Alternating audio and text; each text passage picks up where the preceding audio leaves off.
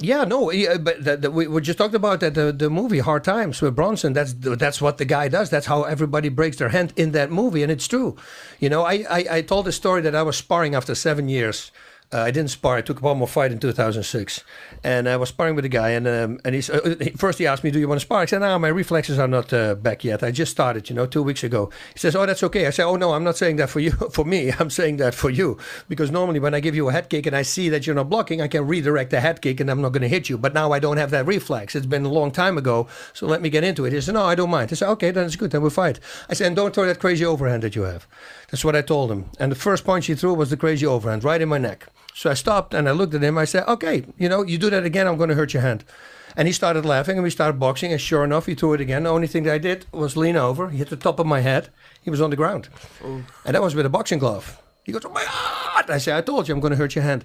And that's what as a bouncer also, when I was a bouncer and guys, they talk to you, yeah, and they turn away, they're going to sucker punch.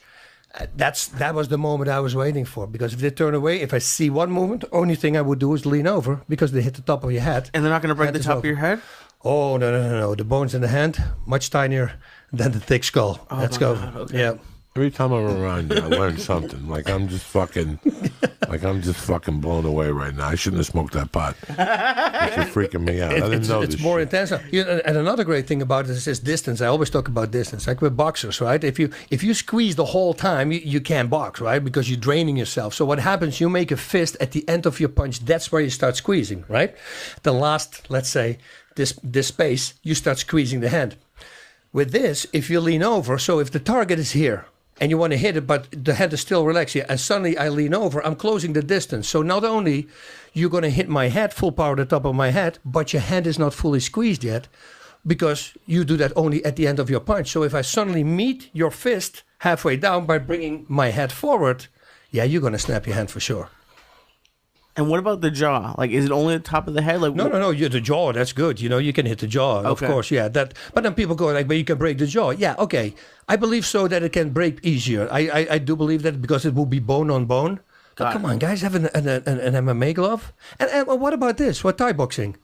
You can shin kick somebody in the face. You can knee him in the face. You can elbow him in the face. They're all unprotected. Much harder weapons than a punch. Right? A knee, a foot, it's longer on its way to travel. It's a heavier object, and it has more time to develop speed and power, and that's why it's way more. So shin kick from Crow Cop in the face, and you think that's healthy, right? And now you're talking about a little tender hand that's going to hit a skull. Come on, guys. The smart guys, they hit 40-50% to the head. Yeah. You're allowed to knee someone in the face? No. But I'm saying... Well, not in yours, but in other sports. In MMA, you can do that. In the face? I've never seen that. No, I have a really great knockout that I can show you. That I drilled somebody's knee in the face. Oh, literally grab him by the hair, and then I kneed him as hard as I could in the face. You see, but that's an unprotected knee. So people, that's allowed. A foot, a shin, a knee, and an elbow is allowed, but suddenly a hand is not allowed. You see, so if you start breaking it down, you're going to realize, hey, actually, he is right. And what I always say, don't believe me, just Google it. I can say, of course, because I'm the president of the company, people are going to go, yeah, of course he says that. Google it. See it yourself.